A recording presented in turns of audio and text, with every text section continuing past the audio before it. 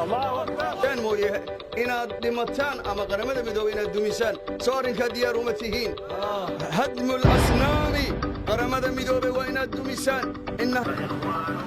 أنا وناكسنا قيارتها ودان كصاحبنا يويد الكيمبا ميرو البوا الدكان وحن لنا وقتي قاعدين وحنا هذا لما أنتم بموقالك اللي جري عيد والبموقالك اللي جري سبحان الله سبحانه وتعالى عنك قبرينا أمور إلهي ده إلهين وسهل إلهي سبحانه وتعالى أن أولاده مباركية أنت أولادون كأنا إلهي أولاد باري هسي أنت قردون كأنا قول وناكسن مستقبل وناكسن بوين هسي يغفر بموقالك شيخ تقول بتاع اللي جري أنا وحرب سبحانه وتعالى عنك قبرينا ما الدنيا يسفلين إنه إلهي سبحانه وتعالى وسيا دم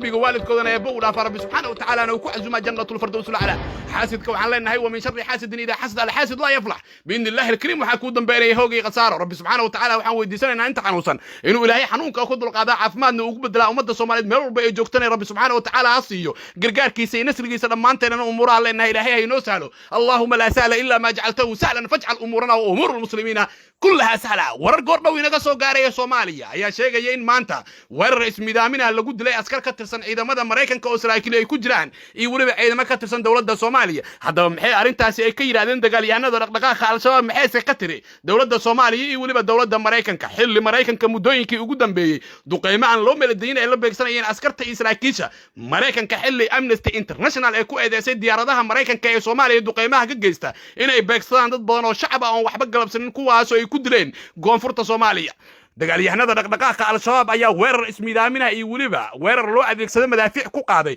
meel u jirta 60 kiiloomitir magaalada Kismaayo gaar ahaan deegaanka lagu magacaabo Cabdalla Janaay wararka waxay intaas ay raacinayaan qof ismiidaamiye ah oo ka tirsan dagaalyahanada dhaqdhaqaaqa al-shabaab gaari laga soo buuxiyo waxyaabaha qarxa inuu la beegsaday goob ay ku sugnaayeen askar saraakiil Mareykan ay waliba ciidamo ka tirsan kuwa dawladda Soomaaliya waxaana goob joogyaal ay sheegayaan in hal mar la arkay qiica iyo waliba qarax aad u xoog badan oo laga maqlay goob ay ku sugnaayeen saraakiil iyo waliba askar Mareykan oo ay wehelinayaan askar badan oo ka tirsan ciidamada dawladda Soomaaliya waxaana wararka intaas ay sii raacinayaan in goobta la weeraray oo 60 kiiloomitir u jirta magaalada Kismaayo ay qorsheynayaan ciidamada Mareykanka inay ka sameystaan saldhig aad u weyn oo midka ugu weyn ay ku leeyihiin gudaha Soomaaliya laakiin waxa weerar culus oo ismiidaamin ah ku qaaday dagaalyahano ka tirsan dhaqdhaqaaqa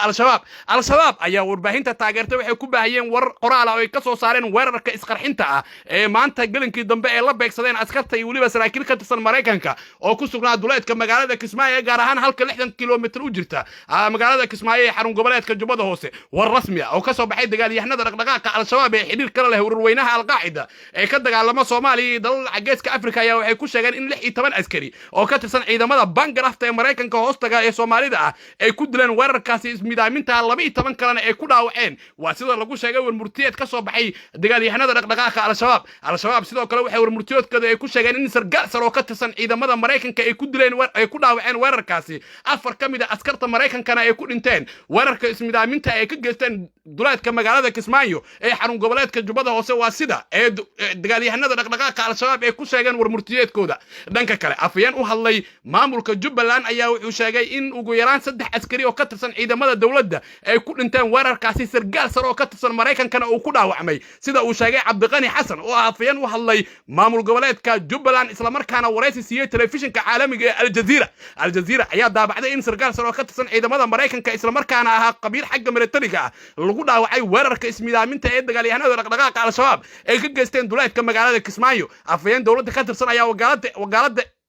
AB u sheegay in sargaal ka tirsan ciidamada Mareykanka la dhaawacay waxaana ila madax banaan ay sheegayaan in sargaal sare oo ka tirsan ciidamada Mareykanka ay ku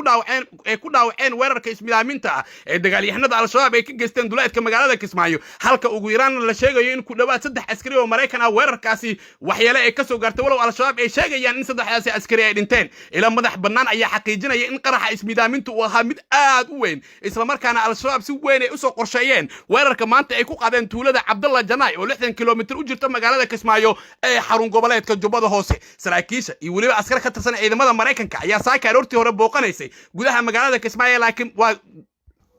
tuulada Cabdalla Janaay oo u dhow magaalada Kismaayo laakiin xilligii ay soo bixi rabeen waxay la kulmeen weerarkan ismidaaminta ee uu geystay qof